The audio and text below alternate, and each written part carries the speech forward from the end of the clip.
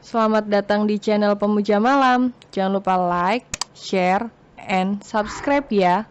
Terima kasih.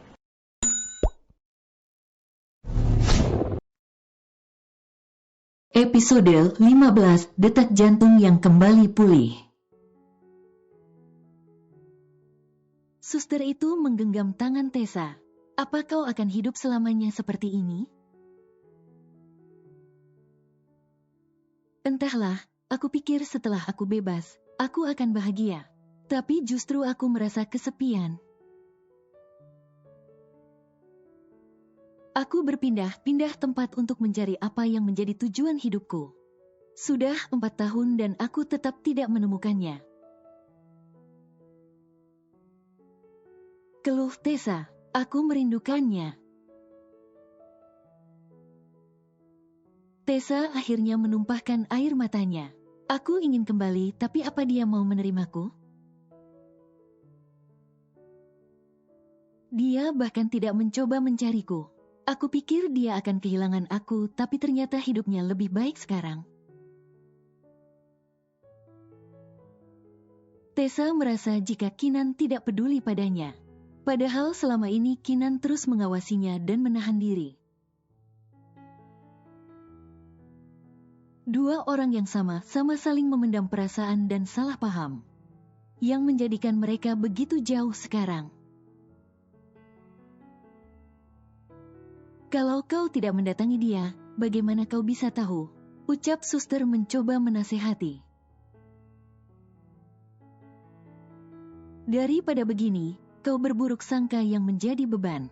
Mungkin dia juga melakukan hal yang sama karena kau pergi begitu saja. Pasti dia juga berpikir jika kau tidak ingin bersamanya. Ah, kenapa penyesalan selalu datang terlambat? Seharusnya memang Tessa mengungkapkan perasaannya terlebih dahulu. Tapi yang dia lakukan juga demi Kinan. Kalau Tessa masih berada di sisi lelaki itu, belum tentu Kinan bisa sesukses sekarang. Setelah pembicaraannya dengan suster, Tessa berterima kasih dan berpamitan pergi. Dia harus berkemas. Tapi sebelum itu, Tessa berbelanja di swalayan. Untuk makan malam terakhirnya di negara itu, Tessa membuka freezer swalayan. Dan menemukan aneka frozen food, salah satunya olahan ikan dari Pulau Borgia. Sudah lama sekali aku tidak ke sana. Gumam Tessa. Kinan memang benar-benar memakai ide Tessa. Untuk mensejahterakan penduduk lokal Pulau Borgia. Bukan hanya menjadi pemasok ikan di Fishmart. Tapi Kinan juga membuat olahan dari ikan-ikan tersebut. Dan disebarkan ke berbagai negara. Sekarang Tessa tahu tujuan selanjutnya, dia akan ke Pulau Borgia. Persiapan demi persiapan Tessa lakukan. Seperti biasa dia akan mendonasikan atau menjual barang-barangnya dengan harga murah. Kemudian dia membawa barang seperlunya saja. Dan hari keberangkatan ke Pulau Borgia tiba. Entah kenapa perjalanan kali ini begitu mendebarkan. Mungkin karena Pulau Borgia menyimpan kenangan tersendiri antara Tessa dan Kinan. Begitu sampai, hal yang dilakukan Tessa adalah berkeliling. Tempat itu mengalami banyak perubahan dari terakhir kali dia ke sana. Yang paling utama adalah proyeknya bersama Kinan dulu. Bangunan kokoh dan menjulang tinggi, bisa lihat Tessa sekarang. Kim Jong-do, seru Tessa saat melihat poster besar artis itu di depan layar besar mall. Kencan, Tessa tampak kegirangan. Dia segera ikut antri di parfum store Flow dan membeli beberapa parfum. 1 item 1 kupon, silahkan diisi. Tessa mengisi kupon undiannya dengan nama Rose dan berharap bisa menang supaya bisa berkencan dengan artis Korea. Silahkan, Nona, ucap resepsionis memberi kunci kamar pada Tessa. Tessa menyewa sebuah kamar di salah satu penginapan sambil menunggu pengumuman kupon undian. Terima kasih, sahut Tessa menerima kunci kamarnya. Memang benar kata suster, setelah ini Tessa harus menetap di suatu tempat. Apalagi saham-saham yang dia beli juga selalu menguntungkan. Jadi tabungan Tessa lebih dari cukup untuk membeli tempat tinggal. Tessa membanting dirinya di atas ranjang kamarnya. Rasanya begitu melelahkan setelah melakukan perjalanan panjang. Sebaiknya aku menghabiskan waktu dengan perawatan selama di Pulau Borgia. Aku harus terlihat cantik dan segar saat bertemu Kim Jong-do. Kalaupun aku tidak menang, aku kan bisa minta tanda tangannya. Gumam Tessa sambil senyum-senyum. Kalau dipikir-pikir, Tessa tidak pernah melakukan kencan karena terus berpindah-pindah tempat. Apa ini pertanda jodoh dari Tuhan? Tambah Tessa yang berkhayal tingkat tinggi mempunyai suami artis. Bagaimana wajah anak kami nanti, campuran wajah Barat dan Asia? Tessa mengguling-gulingkan badannya sampai khayalan itu pudar. Saat guling yang dia peluk berubah menjadi Kinan. Seharusnya kau membayangkan wajah anak kita, Tessa, pekiknya. Tessa berteriak karena bayangan Kinan itu begitu nyata. Apa aku menderita gejala malah rindu?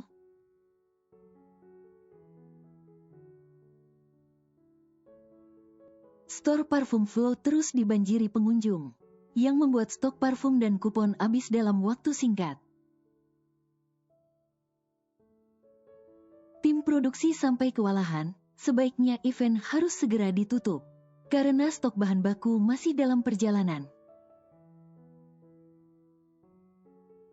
Ucap Flow saat melakukan rapat. Apa jadwal Kim Jong-do ke Pulau Borgia dipercepat, Nona? Kita harus melakukan undian pemenang dulu.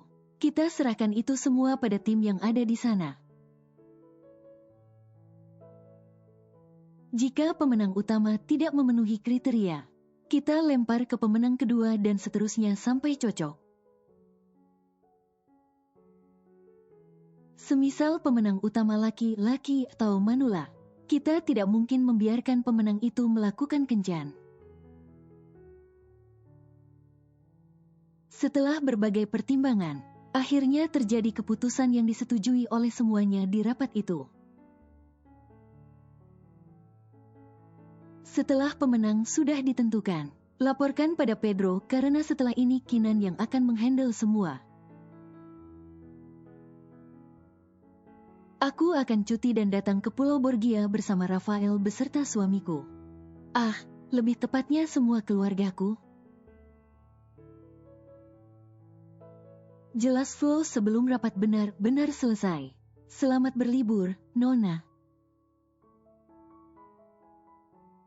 Tenang saja, kalian juga akan mendapat bonus. Karena bersemangat para tim dari perusahaan Flow mempercepat undian kupon. Dan memberikan data para pemenang pada Pedro. Pedro yang mendapat laporan segera mengecek data para pemenang. Kemudian melapor pada Kinan. Pemenang utama ternyata ibu-ibu hamil. Yang usia kandungannya berusia 9 bulan. Jadi dilempar ke pemenang kedua tapi Pedro mulai menjelaskan pada Kinan. Ternyata pemenang kedua adalah nenek-nenek. Kinan menghela nafasnya. Tetap beri mereka hadiah dan lempar pemenang ketiga. Nah ini, bos, pemenang ketiga namanya sangat familiar. Pedro jadi antusias sekali. Siapa? Tanya Kinan.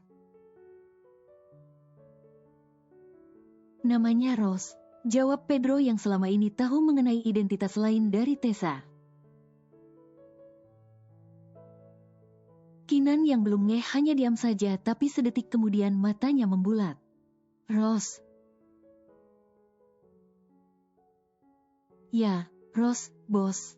Rose. Kinan memegangi dadanya, dia sudah lama tidak merasakan perasaan ini. Penyakitku kambuh lagi. Bos, Pedro tampak panik.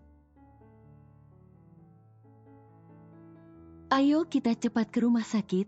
Tidak, aku tidak mau. Aku hanya butuh bernafas.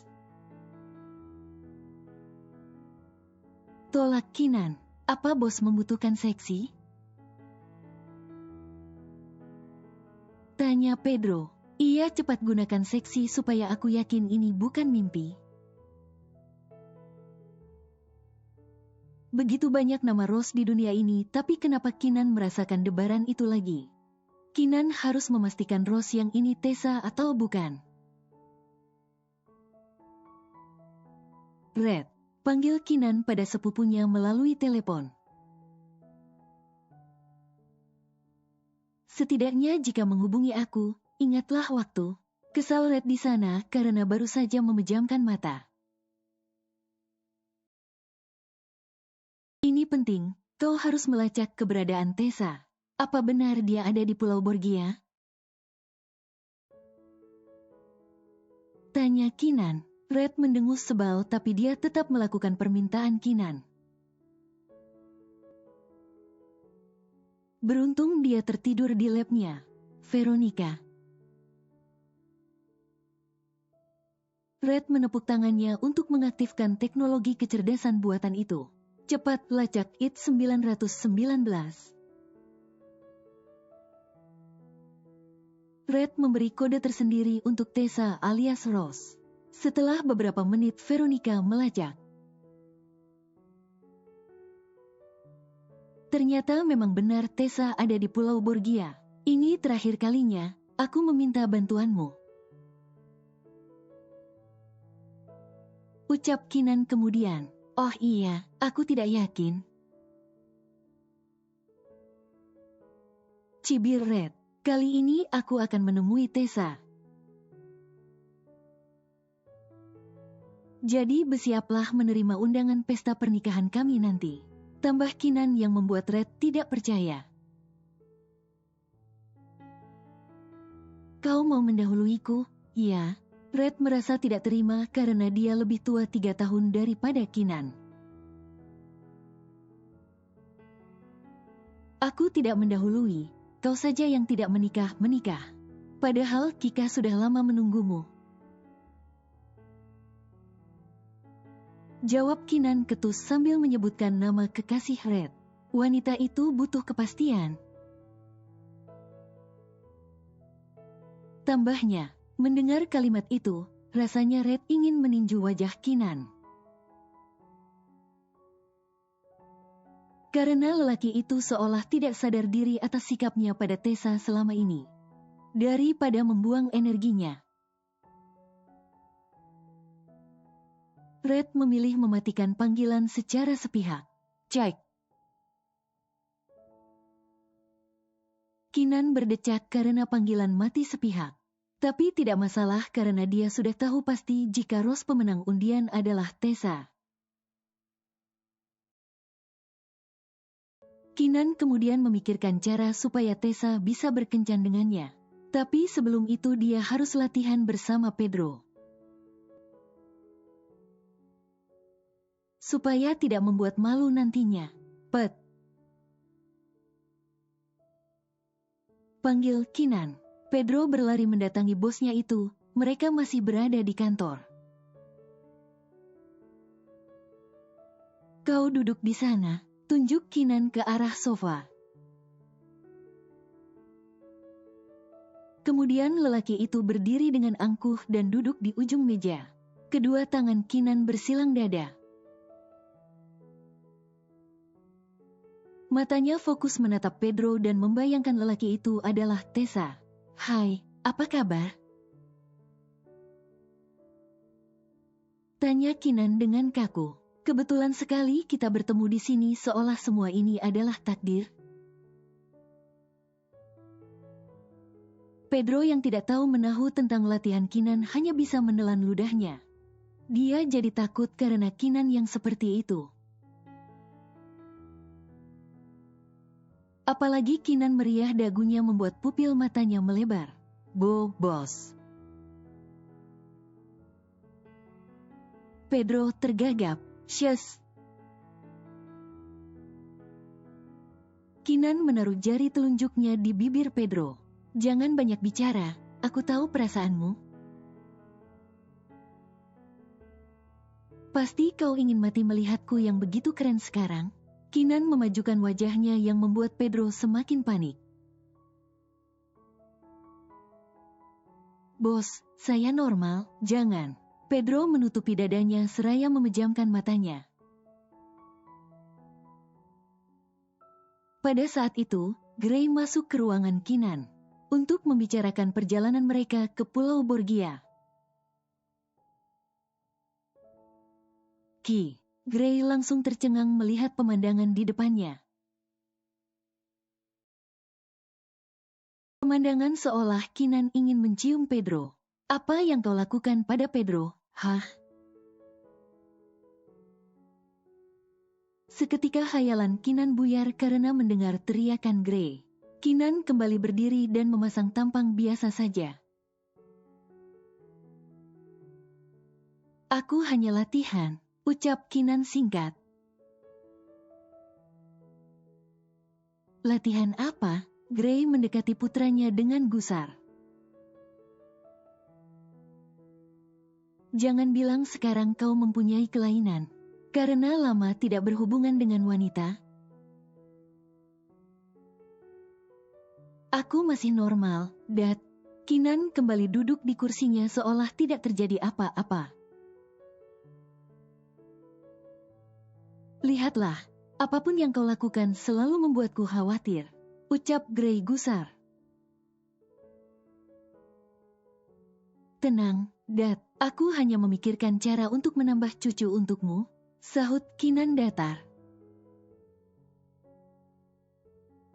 Di mansion Gray tampak ramai karena semua anggota keluarga berkumpul. Mereka bersiap akan melakukan perjalanan ke Pulau Borgia. Rafael berlarian sambil membawa coklat cair dan tumpah kemana-mana. Bahkan Rafael sengaja membuang coklatnya ke kolam renang. Rafaelo, tegur Aks yang melihat putranya begitu nakal. Aks melihat coklat yang dibuang Rafael di kolam renang.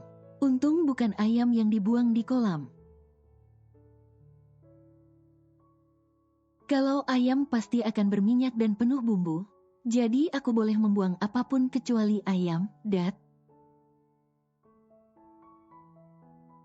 Tanya Rafael. Jangan, nanti Grandpa pingsan, kita kabur saja. Sahut Aks seraya menggendong Rafael menjauh dari kolam renang. Aks pikir dia aman padahal Gray memperhatikan tingkah menantu dan cucunya. Jangan marah, nanti darah tinggimu naik. Biar aku yang mengurusnya, bujuk Silver pada suaminya. Gray menghembuskan nafasnya kasar. Dia lebih memilih memaklumi menantu yang berjiwa mafia itu. Semoga Rafael tidak bercita-cita melakukan kejahatan di muka bumi. Walaupun begitu, Aks bertanggung jawab pada keluarganya. Lebih baik kau memikirkan anak laki-lakimu. Tambah Silver.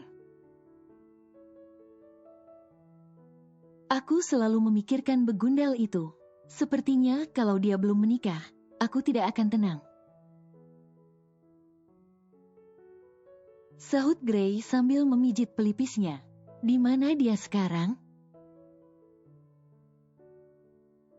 Ada di taman belakang, dia sedang melakukan yoga. Jelas Silver. Yoga, tidak biasanya, katanya butuh ketenangan jiwa. Astaga, sepertinya benar kata Sebastian dan Luke. Ajalnya sebentar lagi tiba. Bersambung.